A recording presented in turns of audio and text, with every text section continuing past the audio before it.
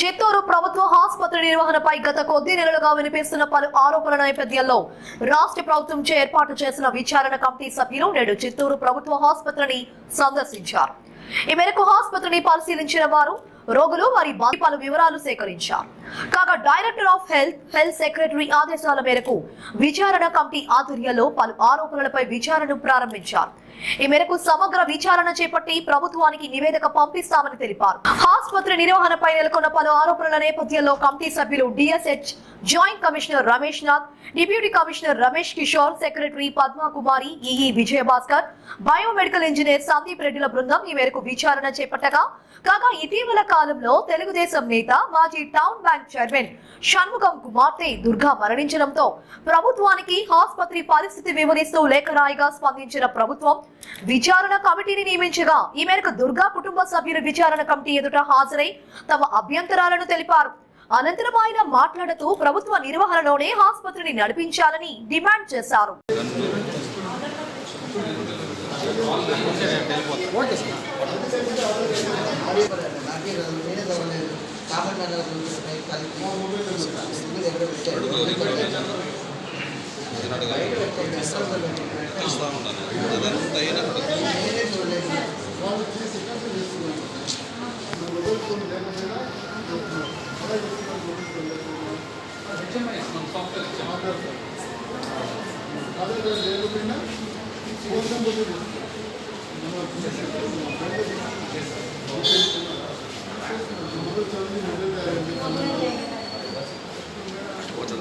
మీ మొబైల్లో వాళ్ళ ఆధార్ కార్డు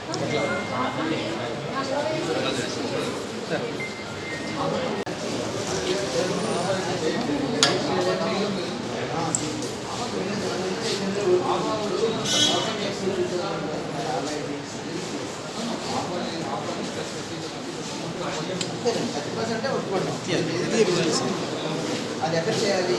ఇక్కడే చేయాలి.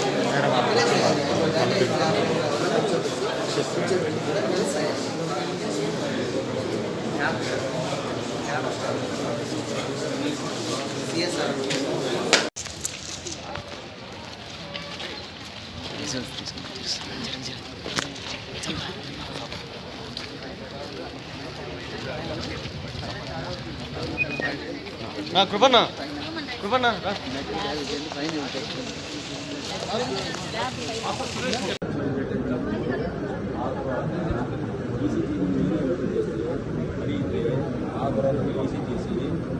కొద్దిగా అవకాశం ఇస్తున్నాను. ఈ సీసీ కెమెరా చేయడం మీద ఒకసారి ఫుటేజ్ బ్యాక్ చూడండి. నైట్ 9:30 10 తర్వాత ఎంతలో సెల్లో ఉంటారు.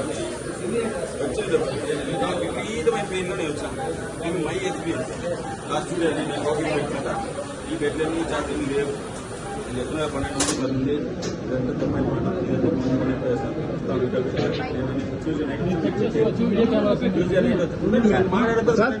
చెప్తున్నారు కదా, కంప్లైంట్ చేస్తున్నారు కదా.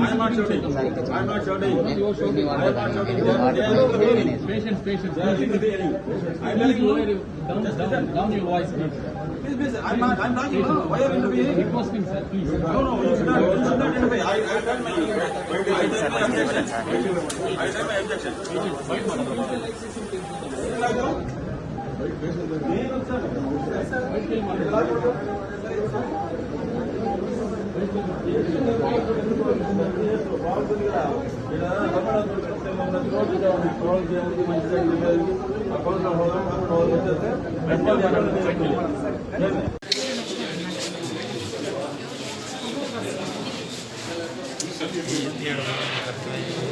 ప్రభుత్వాలు ఉన్నప్పుడు ధనవంతులకు అయితే సిఎస్సి కానీ ఇతర సంస్థలు వెళ్ళేవారు. ప్రభుత్వం భారత రాజ్యాంగ ఆర్టికల్లో విద్య వైద్య అనేది ప్రభుత్వ మౌలిక సదుపాయాలు భాగమే. అందులో భాగంగా గౌరవ అప్పటి ముఖ్యమంత్రి గారు చంద్రబాబు నాయుడు గారు ఆ రోజు ప్రైవేట్ కార్పొరేట్ హాస్పిటల్ పెడితే ప్రజలకు ఇంకా కొంచెం మెరుగైన వైద్యం అందించి కార్పొరేట్ స్థాయిలో వైద్యం అందించేసిన ఉద్దేశంతో ఇవ్వాలని ఆ రోజు చేశారు. కానీ అదే ఆచరణలో ఈరోజు ఇక్కడ జరగడం లేదు సార్. చాలా వరకు ఏమిటంటే సమన్వయ లోపం ఉంది సార్. ఇక్కడ ప్రధానమైన అంశం అపోలో మెయింటెనెన్స్ వచ్చిన తర్వాత గవర్నమెంట్ సెక్టర్ సైడ్ ఉండి పక్కదారి పట్టి చేశారు సార్. వాళ్ళకి ఏమి ఇక్కడ అడ్మినిస్ట్రేషన్ అథారిటీలు ఏమి వాళ్ళకి ఇన్వాల్వ్మెంట్ ఏమి ఉండదు సార్. టోటల్గా ఇన్వాల్వ్మెంట్ మొత్తం కార్పొరేట్ స్థాయిలో వాళ్ళు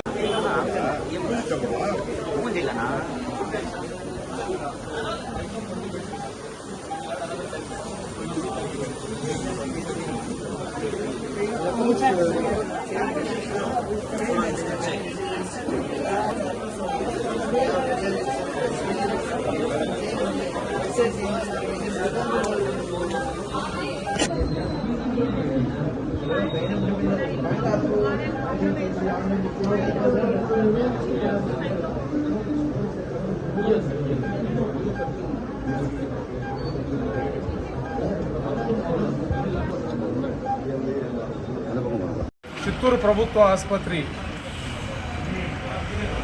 నందు అపోలో యాజమాన్యం నిర్వహిస్తున్నటువంటి నిర్వాహకం ఇక్కడ జరుగుతున్నటువంటి కార్యక్రమాలపైన గత 2 నెలల్లో కూడా మా పోరాట కమిటీ ఆధ్వర్యంలో చేస్తున్నటువంటి పోరాటాలని ప్రభుత్వం గుర్తించి ఇక్కడ ఏమి జరుగుతున్నది అన్నది ఒక అధ్యయనం చేసి వీళ్ళ ద్వారా రిపోర్ట్ని ప్రభుత్వానికి పంపమని చెప్పిన కారణంగా ఈరోజు రాష్ట్ర ప్రభుత్వం తరఫున 5 మంది కమిటీ సభ్యులు కూడా చిత్తూరు ప్రభుత్వ ఆసుపత్రికి వచ్చారు.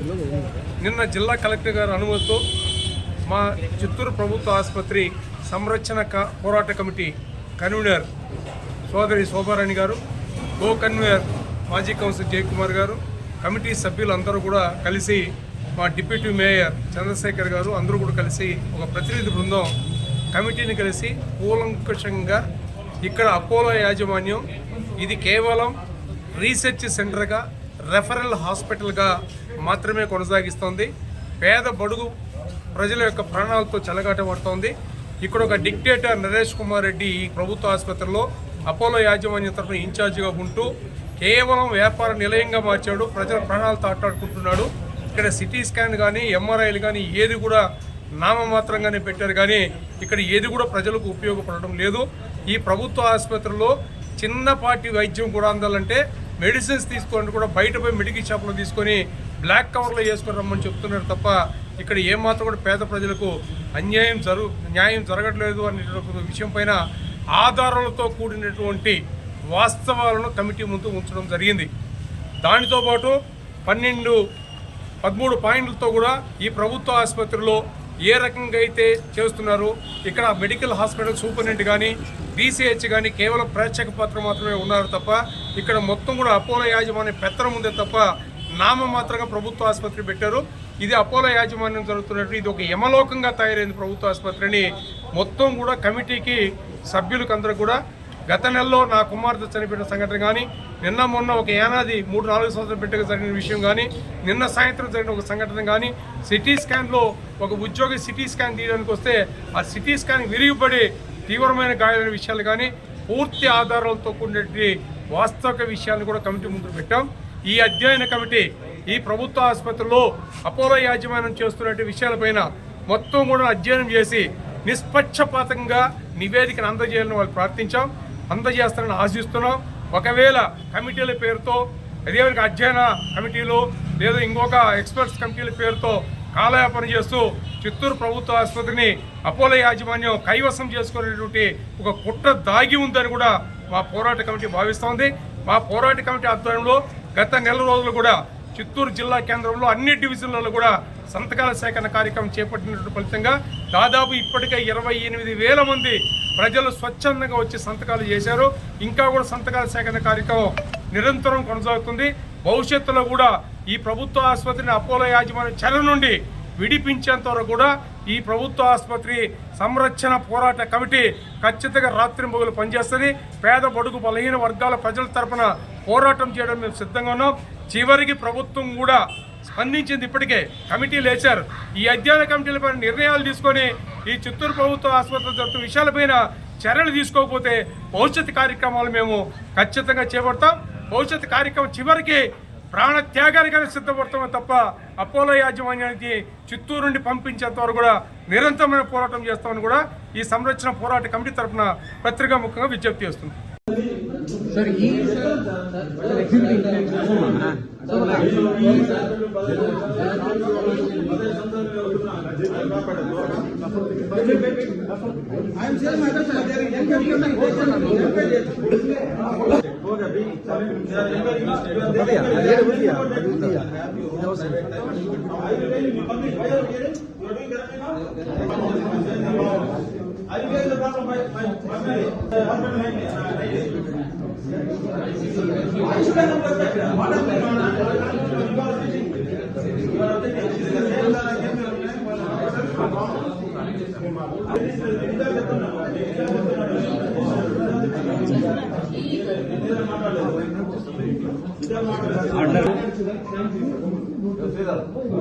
నేను చెప్తున్నా సార్ ఈ రూమ్ అనేది ఉండేది ఈ రూమ్ రావాలి సార్ నేను చెప్తున్నా కదా ఈ రూమ్ ఎవరు సంతోష్ బోలేను వచ్చిన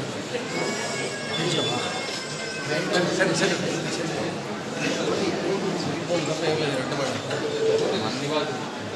ఇక్కడ ఉంటుందా ఓపెన్ చేస్తాను ఓపెన్ రిజిస్టర్ తీసుకున్నాం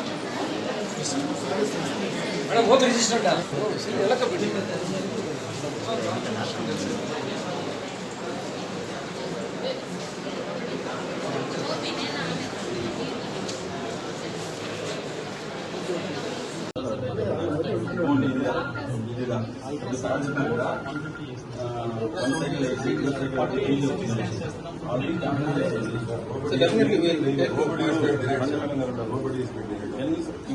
అపోలో రాకుండా అరుణ్ మాధవ్ సంజయ్ మేడం ఇంకోరంతా వీళ్ళంతా ఇంతమంది ట్రీట్ చేసుకుంటా ఉన్నారు కదా రావుండ్ ఇప్పుడు సార్ చేస్తున్నారు కదా అంతమంది వాళ్ళు చేసుకుంటాను బాగానే చేసుకుంటాం మేము వస్తే రెస్పాన్స్ ఇస్తామన్నారు రెస్పాన్స్ ఇస్తామన్నారు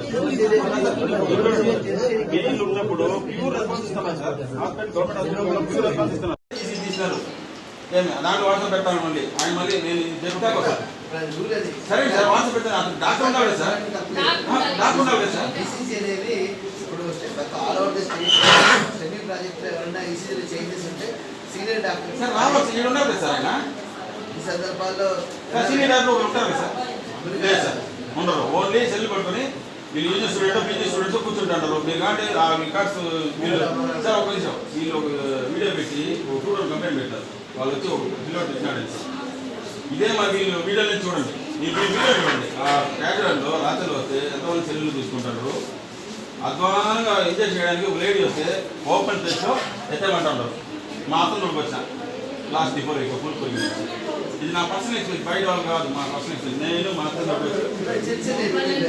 కాదు సార్ ఒక పబ్లిక్ ప్లేస్ లో ఒక 50 years చేసేమంటే అది కొడడానికి అంతే నేను మళ్ళీ చెప్తున్నాను లేడీ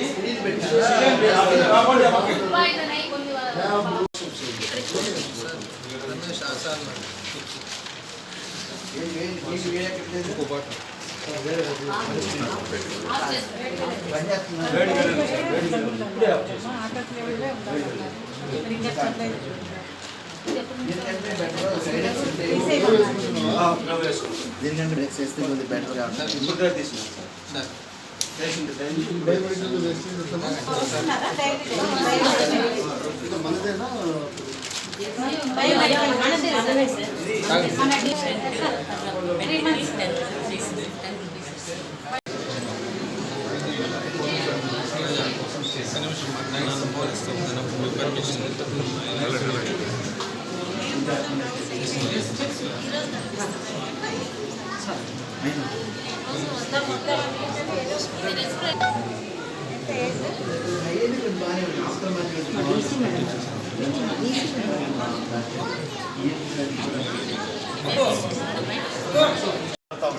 అందులో భాగంగా నా సొంత నా తండ్రి గారిని 2017లో ఏప్రిల్ నెల 11వ తారీఖు చిత్తూరు ప్రభుత్వ హాస్పిటల్లో మా నాన్న చనిపోయారు సార్. ఆ రోజే నేను దీన్ని వెలుగులో తీసుకురావచ్చు సార్. ఏదో మన వల్ల ఒక పెద్ద అప్పుడే హాస్పిటల్ వచ్చింది, ఇంత పెద్ద హాస్పిటల్లో ఇది మన వల్ల ఈ హాస్పిటల్ చెడిపోయాలనే ఉద్దేశంతో నేను సహనంతో చాలా ఓపికగా ఉండిపోయినా సార్. మన ఇంతే మన బతుకులు ఇంతే మారదనే ఉద్దేశంతో ఆ రోజు వెనకపోవడం జరిగింది సార్. ఆ రోజు అడ్మిషన్ చేస్తే 1 యూనిట్, యూనిట్ 1, యూనిట్ 2 అంటే మాకు యూనిట్ 1 ఏమని తెలియదు, యూనిట్ 2 అని ఎంతుందో మాకు తెలిసినంత ఇది ఆసుపత్రి, పేదలకు ఇక్కడ వైద్యం అందుతుంది, అందరూ బాగుంటుంది, ప్రభుత్వానికి మంచి పేరు వస్తుందనే ఉద్దేశంతో రోగులంతా ఇక్కడ వచ్చేవారు. ఇక్కడ యూనిట్ 1 గవర్నమెంట్ యూనిట్ 2 అనేది యూనిట్ 2 ఉన్న వాళ్ళు అడ్మిట్ చేస్తారు, మాకు సంబంధం లేదు, మేము ఎందుకు ఇవ్వాలనేది. ఈ మధ్యలో మా నాన్న నేను పోగొట్టు పంపించాను సార్. ఇక్కడ 2017లో 11వ తారీఖు ఏప్రిల్లో తారీఖు ఈ రోజు ఇక్కడ చనిపోవడం జరిగింది సార్. ఆ రోజు నుంచి ఈ రోజు ఈ ఆసుపత్రి రావాలంటే ప్రాణం పోతుంది, నేను రావడం లేదు. మా నాన్నే గుర్తు వస్తారు. నా నాన్న ఎంతోమంది తండ్రులు పోగొట్టుకున్నారు, ఎంతోమంది అభియోగులు ఉన్నారు, పిల్లలు పోగొట్టుకున్న వాళ్ళు ఉన్నారు. ఎందుకంటే కారణం ఏమంటే ఇక్కడ ఏమొచ్చినా కానీ మాకు సంబంధం లేదు, మీరు వెళ్ళిపోండి సిఎంసీకి పోండి, తిరుపతికి వెళ్ళింటారు. ఎట్లా సార్ వెళ్తారో? కనీసం అంబులెన్స్ సౌకర్యం లేదు సార్ ఇక్కడ. అంబులెన్స్ అంటే ఇక్కడ ఒక సిండికేట్ ఉంది, బయట ఉన్న అంబులెన్స్ వాళ్ళంతా మాట్లాడి వాళ్ళు పిచ్చుకుంటారు. రాత్రి అర్ధరాత్రిలో 2 గంటలు అంబులెన్స్ కావాలంటే 3,000 రూపాయలు అంటే 5,000 6,000 ఎవడు రాడు, అందరూ ఒక సిండికేట్ అయిపోయినారు. అవస్థపడి గవర్నమెంట్ ఏదో ఉంటే వాళ్ళు డీజిల్ పడతాము, అప్పుడు డ్రైవర్ దొరకడం, అవస్థపడి ఇక్కడి నుంచి అక్కడికి వెళ్ళాలి. అక్కడ వెళ్తే వాళ్ళు ఏందే చిన్న దీనికి ఇంత అంత పెద్ద హెడ్ క్వార్టర్స్ అపోలో హాస్పిటల్ అంటారు, అక్కడ ట్రీట్మెంట్ ఇవ్వలేరా మీకు? దీనికి ఇంత రూయా దాకా రావాలన్నా? ఆ చిన్న ట్రీట్మెంట్ అది ఇంజెక్షన్ చేసి బాగా అయిపోతుంది. మీరు ఎందుకు ఎవరు మీరు రెఫర్ చేసి డాక్టర్ పేరు మేము మాట్లాడతాం సార్. ఇది ఉంది సార్, ఇక్కడ ఏమంటే గవర్నమెంట్ సైడ్ ఎక్కువ డాక్టర్స్ని ఇక్కడ నామినేట్ చేయాలి. అదే సందర్భంలో ప్రభుత్వ పరంగా దీని జిల్లా ప్రభుత్వ వైద్యశాల ఇక్కడే ఉండాలి సార్. ఇది ఎందుకంటే పేదలకు ఉంటే సార్ జిల్లా హెడ్ క్వార్టర్స్లో ఇక్కడ ఇది దీని గతంలో మదనపల్లి హెడ్ క్వార్టర్స్ హాస్పిటల్స్ గతంలో ఆ ప్రభుత్వంలో అది జరిగింది సార్. అది జరగకూడదు. చిత్తూరు హెడ్ క్వార్టర్స్లో డిస్ట్రిక్ట్ హెడ్ క్వార్టర్స్ హాస్పిటల్ ఉండాల్సిందే సార్. దీనిపైన మీరు ప్రభుత్వాన్ని నివేదిక ఇచ్చినప్పుడు వాస్తవ పరిస్థితి ఎక్కడో కార్పొరేట్ ఆసుపత్రి అనుకోను ప్రభుత్వానికి చట్టపర చర్య ఉంది సార్. ఇది దయచేసి దాన్ని మనసులో మీరు అర్థం చేసుకొని ప్రభుత్వానికి మంచి పేరు రావాలి. బడుగు బలహీన వర్గాలు పేద ప్రజలకి సరైన వైద్యం అందాలి. ప్రభుత్వం పట్ల విశ్వాసం పెరగాలి ప్రజలకి. ఆ బాధ్యత మీరు తీసుకుంటారని నమ్మకంతో విశ్వసిస్తున్నాను సార్. సార్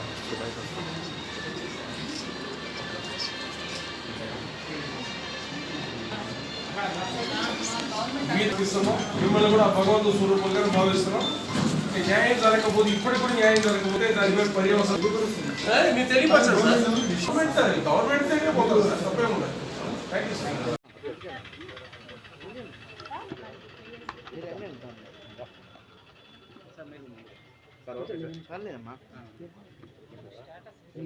ఇప్పుడు అంటే మా పై అధికారుల ఆదేశాల మేరకు డైరెక్టర్ సెకండరీ హెల్త్ మేడం గారి ఆదేశాల మేరకు సిరి మేడం ఆదేశాల మేరకు రావడం జరిగింది. ఇప్పుడు వచ్చేసి మెయిన్ ఏమంటే ఇప్పుడు మేము ఇది గవర్నమెంట్ హాస్పిటల్ నుంచి ఇట్లా ప్రైవేట్ అపోలో హాస్పిటల్కి ఇచ్చాము. సో ద స్టేటస్ ఎలా ఉంది, ఇప్పుడు వాళ్ళకి ఇవ్వడం వల్ల సర్వీసెస్ ఇంప్రూవ్ అయినాయా లేదా, వాళ్ళ స్టేటస్ తెలుసుకునే దానికోసం రావడం జరిగింది. అది మేము ఇంకా పూర్తి స్థాయిలో కంప్లీట్ కాలేదు, అంత స్థాయిలో చూసుకొని మేము పై వాళ్ళకి నివేదిక అందిస్తాం. అంటే ఇంప్రూవ్మెంట్స్ గవర్నమెంట్ సెటప్ నుంచి వాళ్ళకి ఇచ్చిన తర్వాత సర్వీసెస్ ఎట్లా ఉన్నాయి, పబ్లిక్ పేదవాళ్ళకి ఏ విధంగా ఉన్నాయని స్టడీ చేయడానికి బట్టికి మేము రావడం జరిగింది. ఇంకా పూర్తి స్థాయిలో ఇంకా చూడలేదు మేము. సో ఈ నివేదికను మా పై అధికారులు తెలియపరుస్తున్నాము, వాళ్ళు చర్య తీసుకుంటారు. అదే నేను నివేదిక మేము స్టడీ చేయాలి, పూర్తిగా స్థాయిలో చూడలేదు. చూసిన తర్వాత మేము నివేదికను పై అధికారులు మీకు తెలియపరుస్తాం.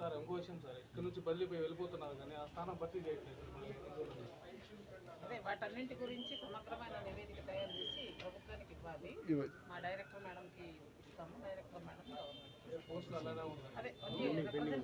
మేము తెలియపరుస్తాం అన్నీ ఇక్కడ.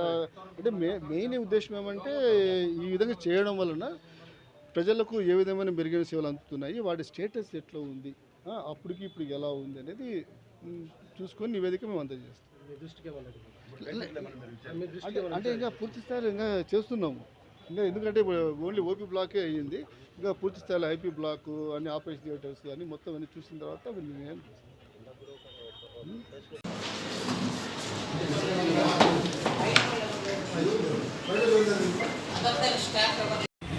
ఏదైతే 5 మంది సభ్యులు కమిటీ రూపంలో మన చిత్తూరు గవర్నమెంట్ ఆసుపత్రిపై ఇచ్చేశారో వారికి మా పోరాట కమిటీ ద్వారా మేము ఒక విన్నపం అనేది ఇవ్వడం జరిగింది. ఇక్కడ జరుగుతున్నటువంటి నిజాలు మాత్రమే ఆ పేపర్లో పెట్టి వాళ్ళ ముందుంచాము. అంతేకాకుండా ప్రతి ఒక్క విషయాన్ని కూడా వాళ్ళకి వీడియో ఎవిడెన్స్ ద్వారా చూపించడం అనేది జరిగింది.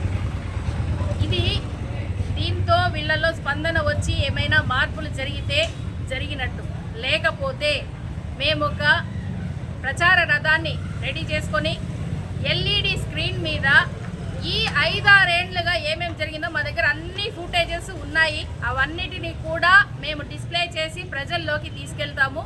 ఇప్పటి వరకు 28,000 సంతకాలు అయితే ప్రజలు స్వచ్ఛందంగా వచ్చి పెట్టారు. మన ఆసుపత్రిని మనం కాపాడుకోవాలంటే ప్రజలు ముందుకు రావాలి. సో ఈరోజు మా గళం ఎలా అయితే పైకి లేచిందో ప్రజలందరూ కూడా ముందుకొచ్చి మన ఆసుపత్రిని మనం కాపాడుకుందాము. అపోలో వాళ్ళకి ఇంత పెద్ద ఇన్ఫ్రాస్ట్రక్చర్ ఇచ్చింది మన కోసం, మనల్ని వాళ్ళు బాగా చూసుకుంటారు అనే ఒక ఉద్దేశంతో ఇచ్చారు. కానీ ఇక్కడి నుంచి మొత్తం రెఫర్సే వెళ్తున్నాయి.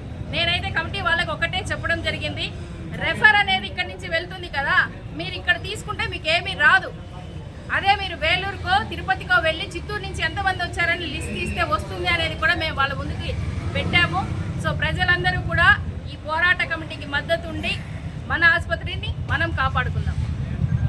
ఈ అపోలో హాస్పిటల్ వాళ్ళ యొక్క యూనివర్సిటీకి వాళ్ళ చదువుతున్నటువంటి పిల్లలకి ఇది ఒక రీసెర్చ్ సెంటర్గా ఉపయోగించుకుంటారు. నిజమైనటువంటి పేద వర్గాలకు న్యాయం జరగలేదు. ఎంత బాధాకరం అంటే నేను Telugu Desam party state general secretary, cooperative bank chairman, నా కుమార్తె జిల్లా పార్టీ సెక్రటరీ. స్కూటర్ స్కిడ్ అయింది May 21. ఇప్పుడున్న Apollo hospital incharge Naresh Kumar గారు నేను ఫోన్ చేసి అయ్యా స్కిడ్ అయింది, రోడ్ యాక్సిడెంట్ అయింది అమ్మాయికి, నేను సిఎంసీ పోవాలి సార్, ఇక్కడ సిటీ స్కాన్ ఉంది, ఎంఆర్ఐ ఉంది అనేది ఎవరు ఒక రిటైర్డ్ డాక్టర్ నాకు సజెస్ట్ చేశారు. ఫస్ట్ మీరు పోయేసి ఫస్ట్ ఎయిడ్ తీసుకోండి అని చెప్తే ఆయన నరేష్ కుమార్ గారు నేను ఫోన్ చేసి నాకు నా బిడ్డగా జరిగిందా, నేను వస్తున్నానంటే సార్ నేను అక్కడ రండి క్లాస్లో. అక్కడికి వచ్చి ఎవరు ఉన్నారంటే doctor Soumya she junior doctor. కదా చేస్తున్నాం, వాళ్ళు అన్ని స్వీకరిస్తున్నాము, అన్ని చూసి విచారించి ఆ తర్వాత నివేదిక మేము పై అధికారులు తెలియపరుస్తాం.